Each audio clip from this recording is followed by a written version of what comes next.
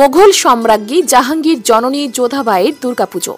পুরুলিয়া শহরে নীলকণ্ঠ পরিবারের দুর্গাপুজো। কলমে ভাস্কর বাগচি, চিত্রগ্রহণ ও সম্পাদনায় আসিফ আনসারি, কণ্ঠে পূজা গোস্বামী রায়। আজ থেকে 400 বছর আগের কথা। দিল্লির অধীশ্বর তখন সম্রাট জাহাঙ্গীর। মোগল হারেমে এসে হাজির হয়েছিলেন দেবী দশভুজা দুর্গা। মা দুর্গাকে পুষ্পাঞ্জলি দিয়েছিলেন ভারত সম্রাট আকবরের বিধবা মহিষী বৃদ্ধা যোধাবাই। যোধাবাই ছিলেন রাজপুত রাজকন্যা, অম্বররাজ মান সিংহের বোন। রাজপুতরা বিষ্ণুর উপাসক। তিনি ছিলেন আকবরের হিন্দু মহিষী। তারই পুত্র জাহাঙ্গীর আকবরের পর মুঘল সাম্রাজ্যের সম্রাট হন। মুঘল সম্রাট আকবর সাম্রাজ্য বিস্তারে নেমে সমগ্র বাংলাকে নিজের অধীনে আনতে চেয়েছিলেন, কিন্তু তখন সমগ্র বাংলাকে শাসন করতেন 12 জন জমিদার বা ভূঁইয়া। তাদের মধ্যে 11 জন মোগল আধিপত্য মেনে নিয়ে দিল্লির আনুগত্য স্বীকার করেছিলেন। কিন্তু যশোর রাজ প্রতাপাদিত্য ছিলেন অত্যন্ত স্বাধীন চেতা। তিনি ছিলেন 12 ভূঁইয়ার মধ্যে সবচেয়ে শক্তিশালী। তার বিরুদ্ধে বিপুল সৈন্য সমাবেশ ঘটিয়েও আকবর তাকে পরাস্ত করতে পারেননি। আকবরের মৃত্যুর পর দিল্লির সিংহাসনে বসেন জাহাঙ্গীর। তিনি যশোর রাজ প্রতাপাদিত্যকে বাগে আনতে যুদ্ধবাজ অম্বররাজ মান সিংহকে বাংলার সুবেদার করে পাঠিয়েছিলেন। হিন্দু রাজা মান সিংহ বুঝেছিলেন জলে জঙ্গলে বাংলাদেশের সুদক্ষ সেনাদের সঙ্গে সম্মুখ সমরে কোনো মতেই তিনি সুবিধা করে উঠতে পারবেন না। তাই তিনি তার উদ্দেশ্য হাসিল করতে শঠতার আশ্রয় নিলেন।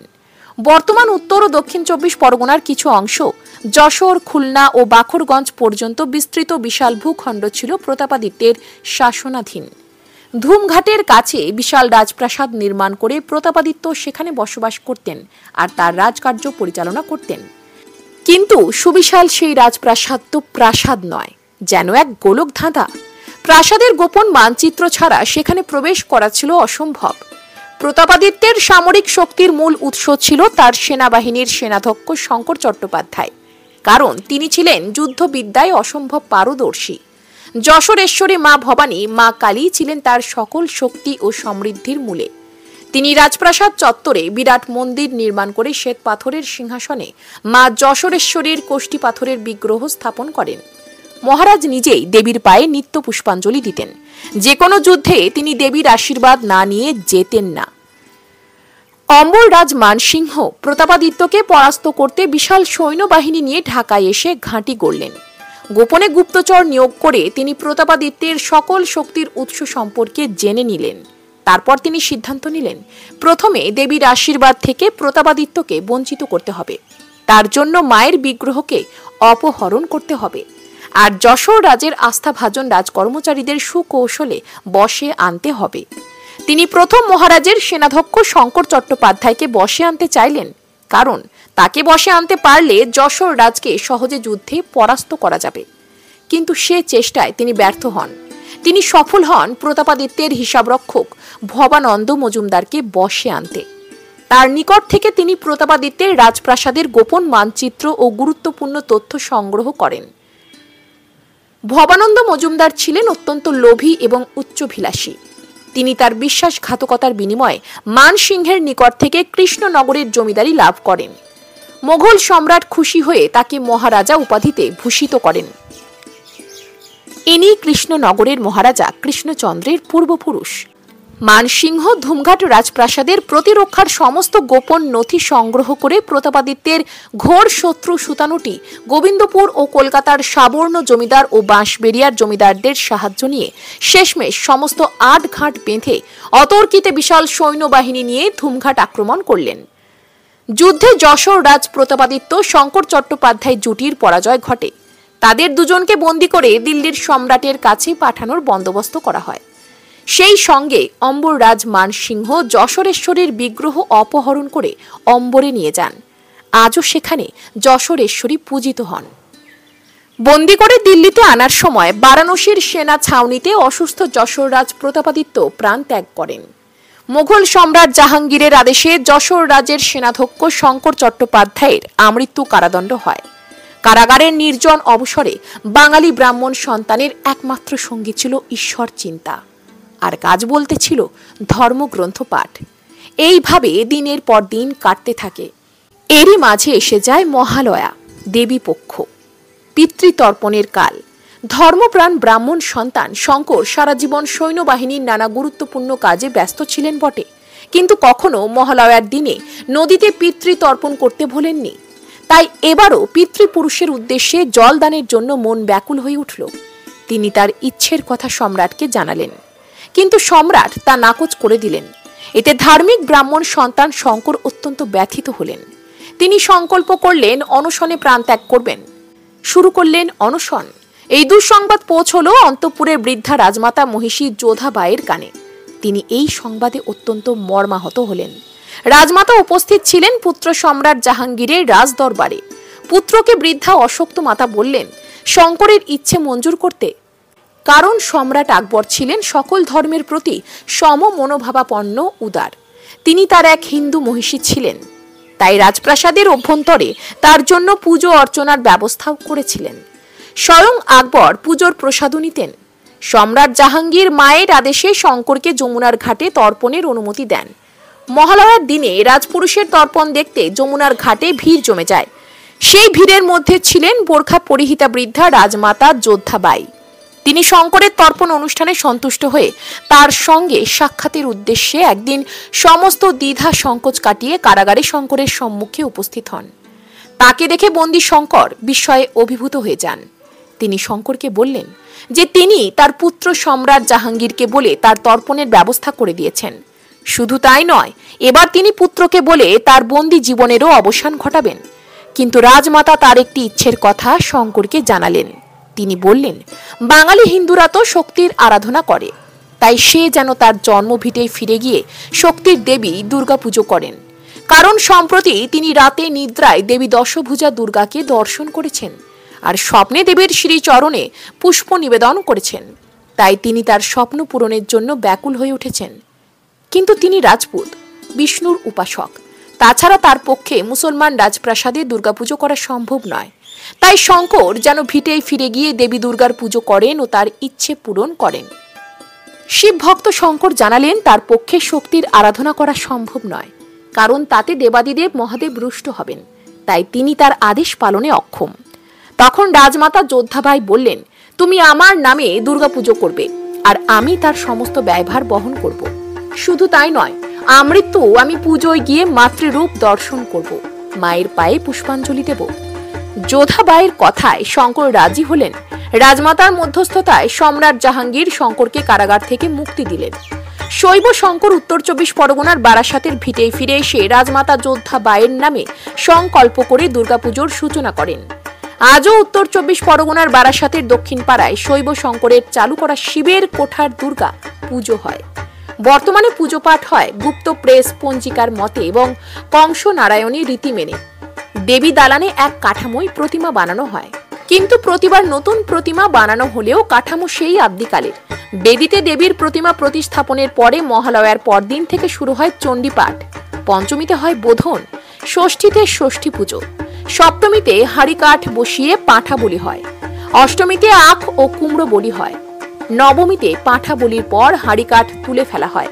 কিন্তু হাড়ি কাঠ প্রতিষ্ঠা থেকে তুলে ফেলা পর্যন্ত বাড়ির বিধবারা অংশগ্রহণ করেন না।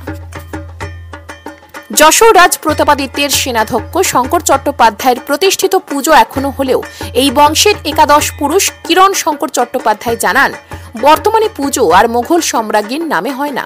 তিনি আরো জানান যে শঙ্করের দুর্গাপুজো দর্শনে শেষ পর্যন্ত মোঘল সম্রাজ্ঞী বারাসাতে আসতে পারেননি, কারণ তিনি বয়সের ভারে অশক্ত হয়ে পড়েছিলেন।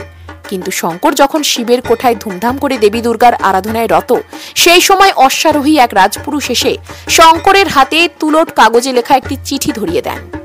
চিঠিখানি এসেছিল ঢাকার নবাব ইসলাম খানের মারফত। চিঠির খাম খুলে শঙ্কর দেখেন পত্র প্রেরক আর কেউ নন, স্বয়ং রাজমাতা যোধাবাই। চিঠি পড়ে শঙ্করের মন বিষাদে ভরে যায়। পত্র প্রেরক জানিয়েছেন আমি মায়ের পুজোয় উপস্থিত থাকতে পারলে ধন্য হতাম, কিন্তু যেতে পারলাম না, কারণ বয়সের ভারে আমি দারুণভাবে অশক্ত হয়ে পড়েছি। দেবী দুর্গা মায়ের কাছে আমার একান্ত প্রার্থনা যে তোমার দেবী আরাধনা সফল ও সম্পূর্ণ হোক। এই শঙ্কর চট্টোপাধ্যায়ের উত্তর পুরুষের আরেকটি শাখা বর্তমানে পুরুলিয়া শহরের নীলকণ্ঠ নিবাসে। রথযাত্রাতেই পুজোর ঢাকে কাঠি। শহর পুরুলিয়ার নামোপাড়ায় স্বাধীনতা সংগ্রামী নীলকণ্ঠ চট্টোপাধ্যায় পরিবারের দেবী দুর্গার ঠাকুর দালানে মায়ের কাঠামোতে মাটির প্রলেপ পড়ল। সেই সঙ্গে তাদের পরিবারের শাড়ি মায়ের কাঠামোতে জড়িয়ে দেওয়া হয়। রবিবার রথযাত্রায় মৃৎশিল্পী এই কাজ করতেই ঢাক বেজে ওঠে ওই ঠাকুর দালানে। এদিন থেকেই যেন মায়ের আগমনীতে সুর বেজে উঠল ওই চট্টোপাধ্যায় পরিবারের মায়ের আলয়। প্রায় 150 বছরের প্রাচীন এই পুজো। পুজোর শুরু থেকেই এই রেওয়াজ চলছে। এবারও সেই রেওয়াজের ব্যতিক্রম হয়নি। রবিবার রথের পুণ্য লগ্নে ওই পরিবারের মায়ের কাঠামোতে মাটির প্রলেপ দেন মৃৎশিল্পী রাজা সূত্রধর। সেই সময় ঢাক বাজান ওই এলাকার নাট্যাভিনেতা কুলদীপ সূত্রধর ও মোহিত দেওঘরিয়া। ঢাক বাজতেই এলাকার কচি কাচারা ভিড় জমায় দেবীর আলয়ে। পুজোর গন্ধ ছড়িয়ে পড়ে ঠাকুর দালান থেকে ওই এলাকার জনপদে। ওই পরিবার সূত্রে জানা গিয়েছে, 151 বছরের প্রাচীন এই পুজোয় পরিবারের বাড়ির পেছনের মন্দিরে আগে পুজো হতো। 1930 সালের পর থেকে নতুন করে মন্দির নির্মাণ করে পুজো হয়ে আসছে একেবারে বাড়ির সামনে। এই স্বাধীনতা সংগ্রামীর বাড়িতে এসেছিলেন স্বয়ং নেতাজি সুভাষচন্দ্র বসু। পুরুলিয়া শহরের নামোপাড়ায় এই পুজোর সূচনা করেছিলেন নীলকণ্ঠ চট্টোপাধ্যায়ের দাদু ঈশান চট্টোপাধ্যায়। তিনি বর্তমানে পূর্ব বর্ধমানের মানকরের অমরার গড় থেকে এখানে এসে পুজো করেন। এদিকে ওই অমরার গড়েও মায়ের আরাধনা চলছে। নীলকণ্ঠ চট্টোপাধ্যায়ের বংশধর তথা এই পুজোর সঙ্গে জড়িয়ে থাকা রাজর্ষি চট্টোপাধ্যায় বলেন, 151 বছরের প্রাচীন এই পুজোর রীতিনীতি আজও সমান তালে চলছে। রথযাত্রা থেকে যেন এখানে পুজোর আবহ শুরু হয়ে যায়। মৃৎশিল্পী মায়ের কাঠামোতে মাটি দেওয়ার পর ঢাকে কাঠি পড়ে। এই পরিবারের সদস্যরা রাজ্যের বাইরে এমনকি বিদেশেও থাকেন। পুজোর সময় সকলেই তারা মিলিত হন। একসঙ্গে চলে পুজোর খাওয়া দাওয়া, নানা সাংস্কৃতিক অনুষ্ঠান। এদিন রথের পুণ্য লগ্নে মায়ের কাঠামোয় মাটি দেওয়ার পর পুজোর দিনগুলোতেই যেন ফিরে ফিরে যাচ্ছে এই পরিবার। এই বাড়িতে আগে পুজোর সময় সঙ্গীতের আসর বসত। জানা গিয়েছে, ঠাকুর দালানে পুজোর অনুষ্ঠানে গান গাইতে আসতেন দ্বিজেন মুখোপাধ্যায়, অংশুমান রায়, সতীনাথ মুখোপাধ্যায়, উৎপলা সেনের মতন নামকরা গায়ক গায়িকারা। এই মন্দিরে একচালা ডাকের সাজের মূর্তি পুজো করে চলেছেন। স্বর্গীয় নীলকণ্ঠ চট্টোপাধ্যায় ছিলেন বিশিষ্ট আইনজীবী এবং ব্রিটিশ ভারতের পুরুলিয়া পৌরসভার প্রথম চেয়ারম্যান। তার উত্তরসূরি রাজর্ষি চট্টোপাধ্যায় বর্তমানে এই পুজোর দায়িত্বে। শোনা যায়, নেতাজি সুভাষচন্দ্র বসু কোনো এক পুজোর মহাষ্টমীর দিনে এই বাড়িতে এসেছিলেন। এখন জঙ্গলমহল নিউজের একটি বিশেষ প্রতিবেদন। এই পুজো অনেক পুরনো, আর আমাদের ঐতিহ্য হচ্ছে রথের দিন মাটি দেওয়া শুরু। পুজোর সময় সকলে আসে বাইরে থেকে, চারটে সূত্রে যারা বাইরে রয়েছে তারা আসে। তারপরে পুজো হয়, খুব আনন্দ হয়, অনেক কিছু। রথের দিনে আমাদের পূর্বপুরুষ দিয়ে এসছেন, তাই আমরাও দিই। পুজোর সময় তো পরিবারের লোকজন সব বাইরে থেকে আসেন। আমার খুবই মনে পড়ছে আমার ভাই রাজর্ষি চট্টোপাধ্যায়ের কথা। সে চারটে সূত্রে সুদূর মুম্বাইয়ে আছে, রোজ যাতায়াত করে। এখন সব কিছু তারই দায়িত্বে। আপনার নাম? আমার নাম রাজশেখর চট্টোপাধ্যায়। মানে মূর্তি তৈরি করে আসছেন? বহুত দিন থেকে করছি। এই পুরনো পুজো, নীলকণ্ঠবাবু বহুত পুরনো পুজো, এটা অনেক দিন থেকে করে আসছি। এটা করে খুব আনন্দ হয়। বাড়ির পুজো, এটা পুরুলিয়ার প্রথম পুজো, এটাই দ্বিতীয় পুজো। প্রথম হচ্ছে ভাটবান্ধের, দ্বিতীয় পুজো এটা। তাই খুব আনন্দ আমরা। তো এই রথের দিনই কেন মাটি দেন? না, এটা পরম্পরা হয়ে এসছে। আমার বাবাও দিত মাটি, তার জন্য আমরাও দিই। এটা আমার ভাইপোরা মাটি দিচ্ছে। এবার ভাইপোটা এবার শিখাচ্ছি আমি। আমার পর্ব তো কাজটা করে, তার জন্য আমি গর্বিত। আপনার নাম? আমার রাজা সূত্র।